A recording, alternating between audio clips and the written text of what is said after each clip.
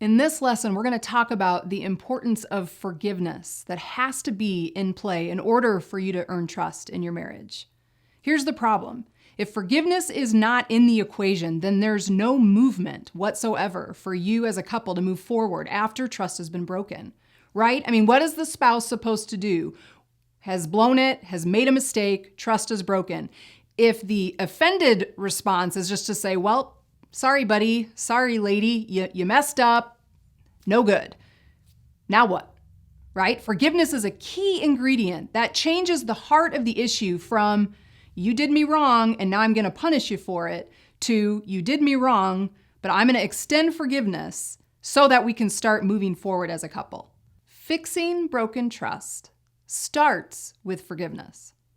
See, there's no way to move forward as a couple if you're going to get stuck in the broken trust, in the sadness, in the betrayal piece, and then not do anything from there.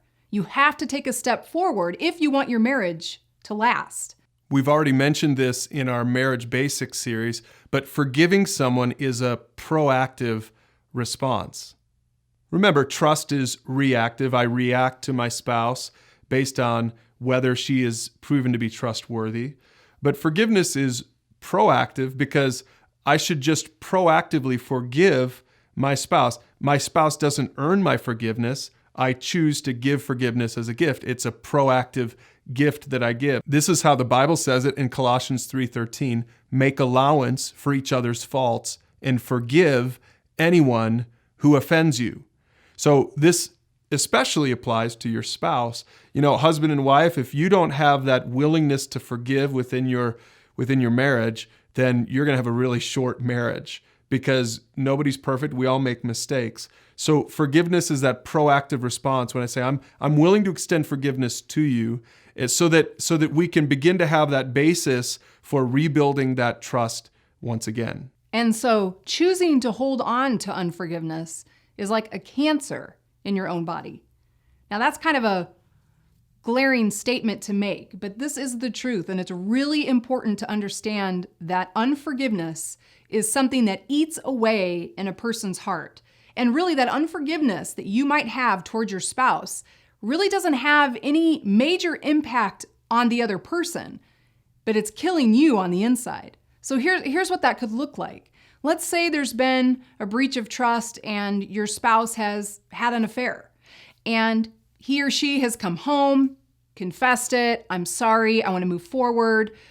So you say, okay, maybe, but then every day, the first thing you say when you wake up in the morning is you're crying and you're saying, you've ruined my life and you've hurt me. And every time you have a conversation, you're just pricking and saying things like, you failed and you're a miserable person and I can't stop picturing you with that other person. And you're just stuck in this place of not forgiving, not having that ability to say, I have to give you this gift, even though I'm angry and hurt and so disappointed. If you can't give that gift of forgiveness, if you stay in that place of how it's hurt you, how it's impacted you, what your spouse has done, then you're stuck and it's like a cancer eating away at yourself. And it does nothing then for the marriage to start moving forward or to get past that place of the yucky stuff and to say, okay, so how do we start earning trust back now that we've found ourselves in this place that neither of us want to be? And here's how you can do this. See, God forgives us, so we should forgive others. You know, maybe you listen to that and you think, well, how, man, with an affair or even something even less, maybe less intense as that, and you're thinking, how could you say we should forgive someone? That doesn't even seem right. You know, the world would probably say, cut your losses, tell them to take a hike and go find someone else to be married to. But that's not what God says. God says that we should fight for our marriages. Even in infidelity, we should do everything we can to fight for our marriage. And you know, some people would say, how could you do that? How could you ever forgive someone like that? Well, God forgives us, so we should forgive others. When we understand in relationship to God how much He has forgiven us, that He doesn't hold our sin over our heads, and when we really understand our position and our relationship to God, it really allows us to look at our spouse, look at our children, look at anyone who's offended us and say, well, gosh, I've offended God more than you've offended me, and God forgave me, so I'll forgive you. I mean, let's go back to Colossians 3. The other part of that verse says, remember, the Lord forgave you, so you must forgive others. what a powerful motivator, what a powerful impetus for having the ability to really bring this heart of forgiveness into our marriage. Be forgiving of your spouse because God was forgiving of you. And here's the last thing. Your forgiveness creates the opportunity for trust to be earned. See, this is what's so important about forgiveness. You know, if you're the offended party, if you're sitting here listening to this with your spouse or with your marriage mentoring couple or your small group, and you're thinking, you know, my spouse broke my trust, and I'm feeling like I'm just on the receiving end of something that happened to me, and you're in like a passive position.